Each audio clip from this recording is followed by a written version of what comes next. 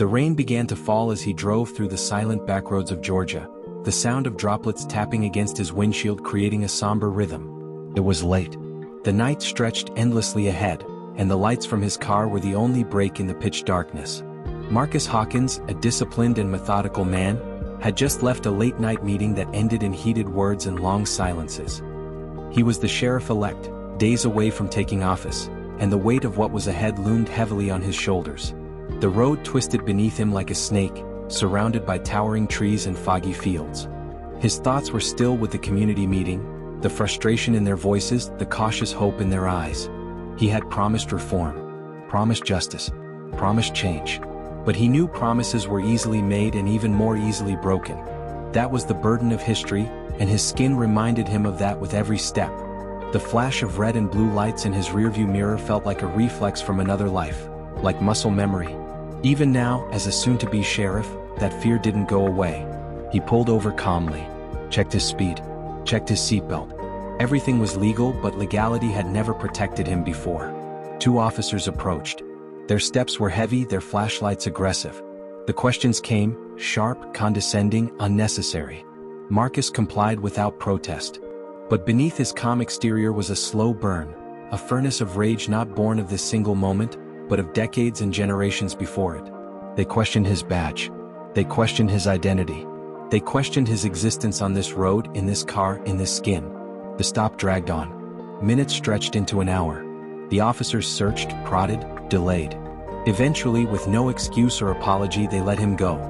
He watched them walk back to their car, soaked in the rain, and he knew in that instant what his first act as sheriff would be. The memory haunted him as he arrived home. His wife's eyes said it all before she even spoke. She knew. These stops were no longer surprises. They were expectations. And yet each time they reopened the wound.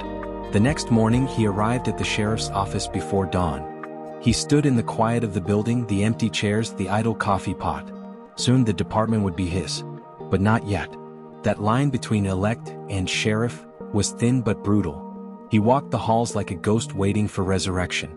When the commissioner refused his proposal for body cameras and traffic stop reform, Marcus wasn't surprised. Power never surrendered easily. And here, tradition was tangled with fear. But Marcus wasn't asking. He was planning. Outside the system, he gathered strength. Churches, community centers, high schools, he moved through them like a shadow with a mission. He spoke softly, but his message was thunderous. He met veterans, mothers, teachers, ex-cons, teenagers. He listened. And in return they rallied. When he spoke about trust, they saw fire. When he spoke about justice, they saw memory. He wasn't promising safety, he was demanding dignity. Election night came like a storm. The town buzzed. Division ran hot through dinner tables and barbershops. When the results came in, they stunned even his closest supporters. He had won. Not barely, but decisively. The old guard was out. Marcus Hawkins was sheriff. But the victory was just the first battle. Inside the sheriff's office, resistance festered. Eyes followed him down the hall with skepticism, bitterness, fear. Old deputies filed grievances. Others quit. The ghosts of old leadership lingered in policies, in records, in attitudes. He didn't waver. The first thing he implemented was just stop. A complete overhaul of the department's traffic stop protocols.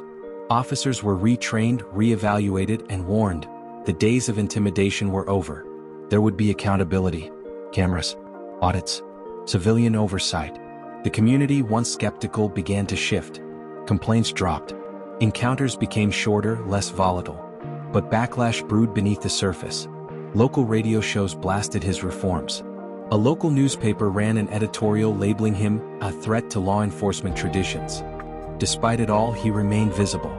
He stood in front of classrooms, mentored cadets, held open-door forums with residents. Each day was a balancing act, between reform and survival, progress and provocation.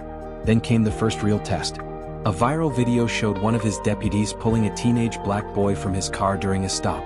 The footage spread like wildfire. Protesters gathered outside the station. Cameras swarmed. Marcus moved swiftly. The deputy was suspended within hours, pending investigation. The boy's family was brought in for a meeting. Marcus faced the press with clarity. Transparency would be his legacy. Critics called him radical. Supporters called him necessary. He called himself responsible.